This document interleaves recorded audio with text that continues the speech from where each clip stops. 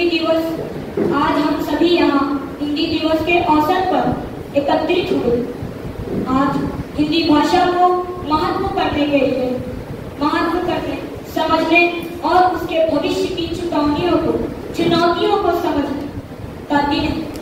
हिंदी भाषा हिंदी दिवस पर हमने ठाना है लोगों में हिंदी का स्वाभिमान जगाना। हम सबका अभिमान है हिंदी, भारत देश की शान। साथियों, आज हम सब हिंदी भाषा की भावनाओं को और इसके लिए आज मैं पढ़ना चाहूंगा।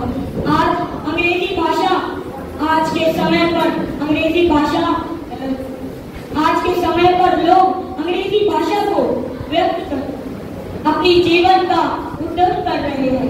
इसलिए अंत में इन पंक्तियों के साथ विदा लेना चाहूंगा कि हमारी एकता और स्वच्छता ही हमारे देश की शान है।